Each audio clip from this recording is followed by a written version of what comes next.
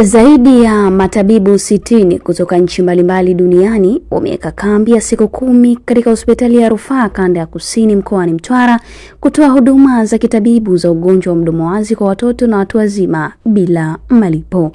Akizungumza katika kambi hiyo, meneja mkazi wa shirika hilo Dr. Hamidi Mandadi amesema hatua hiyo ni kuunga mkono jitihada za serikali katika kuwarahisishia Watanzania upatikanaji wa huduma za kiafya. Dr. Mandari amesema kambi hiyo inayoendeshwa na shirika lisilo la kiserikali la Operation Smile Tanzania linafanya uchunguzi, upasuaji na matibabu kwa wenye matatizo ya mdomo wazi katika mikoa mbalimbali sambamba na kuwajengea uwezo wataalamu nchini. Takwimu zinaonyesha kwamba kila mwaka kuna watoto wanazaliwa takriban 2500 wenye tatizo la mdomo wazi. Kwa hiyo inaweza kama mdomo wa nje au pala ndani. Kwa Mtwara tumepata wagonjwa zaidi ya 60 kutoka kwenye mkoa tu baada ya kuanza kuhamasisha mwezi Machi.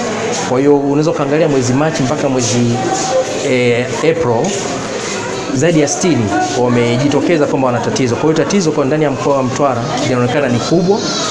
Wako wengi wanaohitaji hizi huduma, lakini hii kambi haihudumii tu wagonjwa wanaotoka Mtwara. Kuna wagonjwa hapa wanatoka mkoa wa Singida, wengine wanatoka Tabora, kuna wengine wanatoka Geita. Kwa hiyo hii kambi inahudumia, kuna wengine wanatoka Iringa.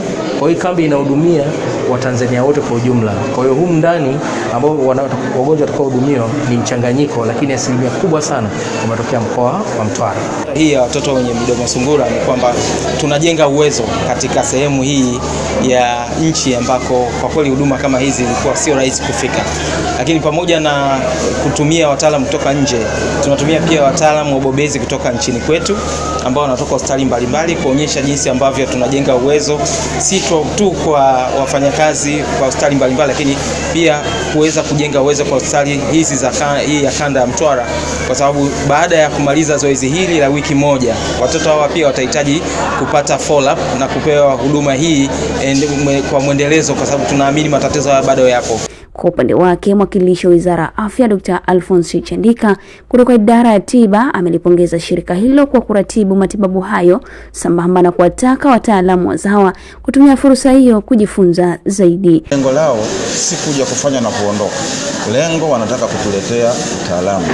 Na ndio wamesisitiza sana, hata ukiangalia katika station zote hapa hawako wao peke yao, wako na Watanzania ambao sisi kama wizara pamoja na hospitali hapa ya Ilugula tuliamua kutafuta au kutambua wataalamu ambao wako tayari kujifunza. Kwa hiyo katika station zote hizi kuna wataalamu ambao tumewaainisha ambao watafundishwa na hawa wadau ili kusudi huu ujuzi sasa tubaki nao. At least ingalau kwenye kanda hii ya kusini pia kuna wataalamu ambao wataendelea kutoa hizo huduma. Kwa hiyo lengo lao, wamekuja na lengo la kwamba sasa wao wanataka wafundishe, sio kuja kufanya la kuondoka. Kwa maana toka siku ya kwanza wameungana na Watanzania, wataalamu wa Kitanzania ambao wanataka waachie ujuzi, ambalo ndio jambo la msingi, sio kuja kufanya na kuondoka, lakini wanatuachia ujuzi. Kwa maana hiyo, kwa kweli ni wadau ambao sisi kama serikali tumekubaliana nao na tunashirikiana nao kuhakikisha kwamba kweli wanapoondoka hapa basi ingalau wataalamu wetu wameingia kwenye huo taratibu wa mafunzo. Nao baadhi ya wananchi waliojitokeza katika kupata matibabu wameshukuru serikali kwa kuendelea kuwasogezea karibu huduma za kiafya, huku wakieleza matumaini yao chanya juu ya kambi hiyo. Na tatizo langu limetokea tangia na 2000 kama sikosei. Kwa leo nimehangaika, nimeshindwa hata uwezo wa kwenda hospitali ukaenda kufanya operation.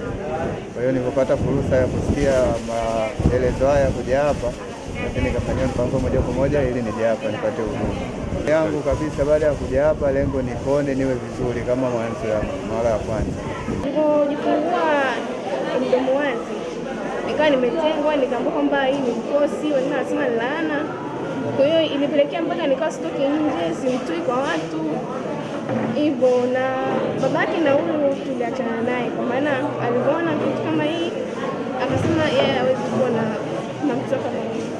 Mpaka kufika hapa Mtwara sasa hivi na matumaini, kwa maana ni wamesema hii kitu inatibika na anaweza kashona kwa sawa kabisa. Kwa hiyo matumaini yangu ni kwamba kama hii inawezekana basi endelee kutupambania mpaka ashone.